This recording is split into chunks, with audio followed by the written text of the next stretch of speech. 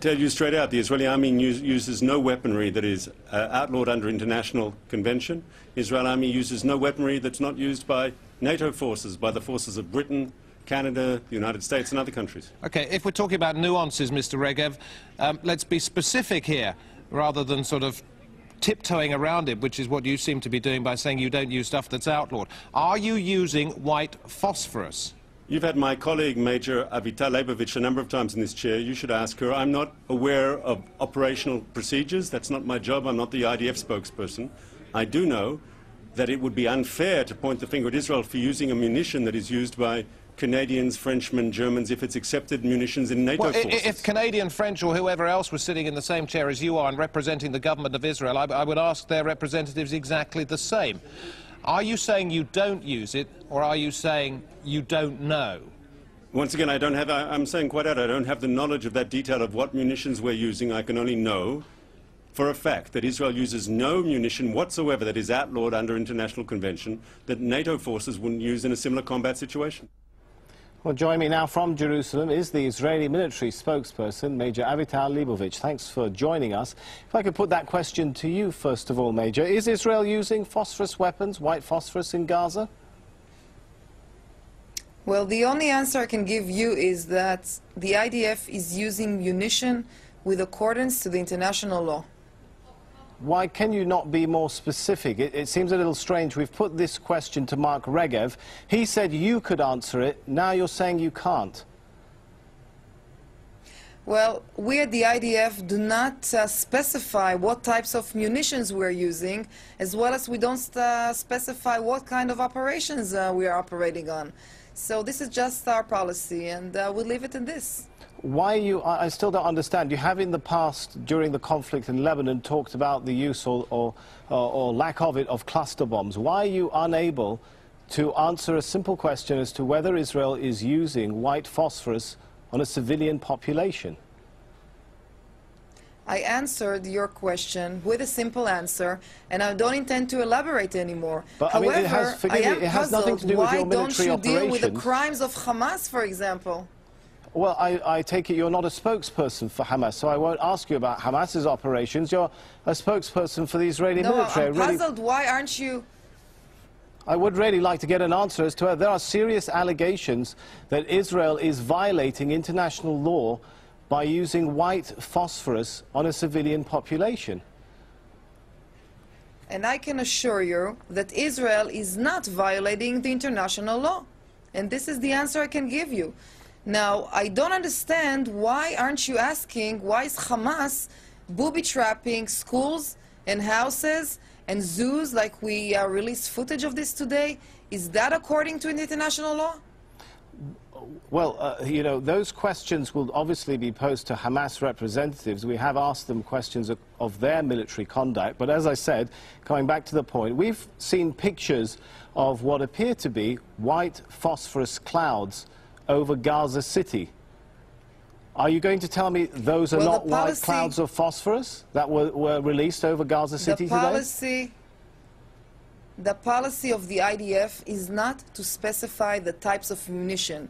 We haven't done it before, and I don't intend on specifying it right now.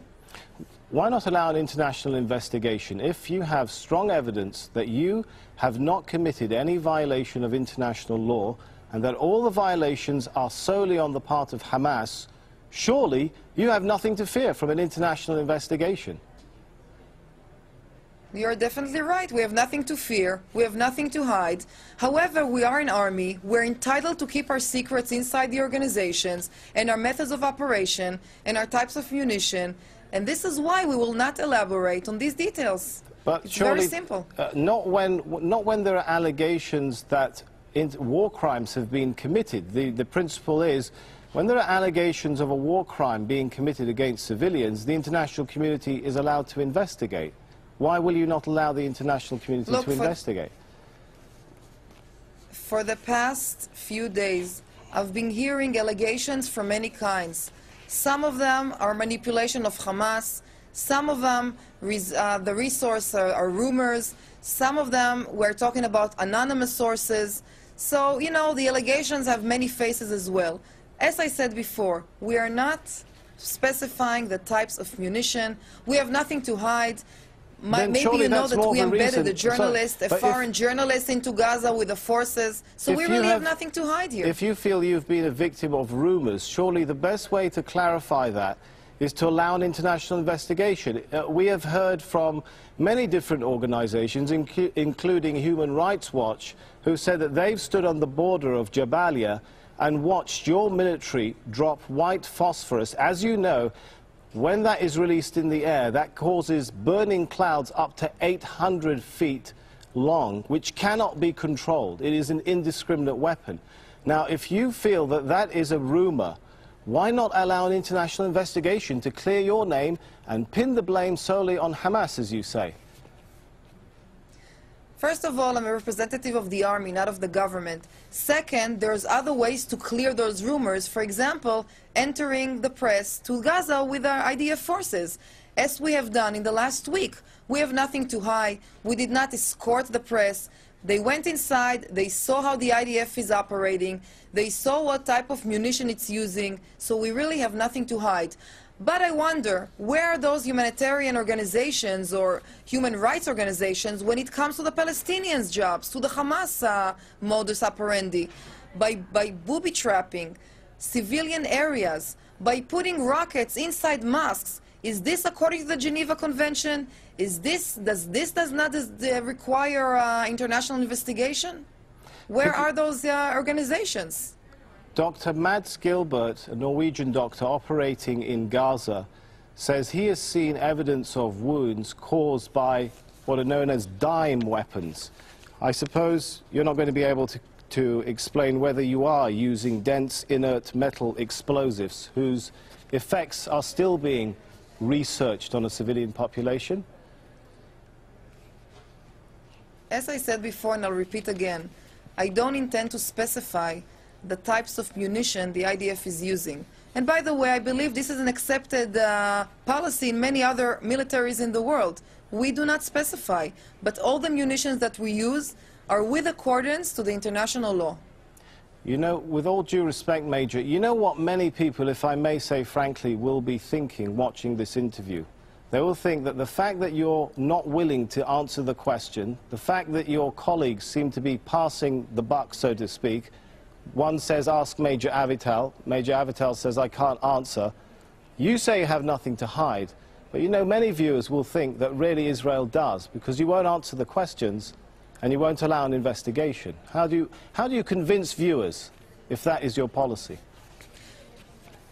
Well, I disagree with you, because, you know, the easiest thing to do on my behalf is not to come to the interview today and speak to you and your audience, which I haven't done.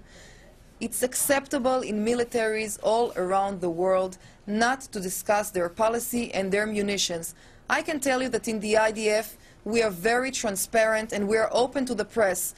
Maybe you recall a month ago we invited an Al Jazeera crew to enter one of the top secret squadrons, an F-69 squadron in one of the Air Force bases.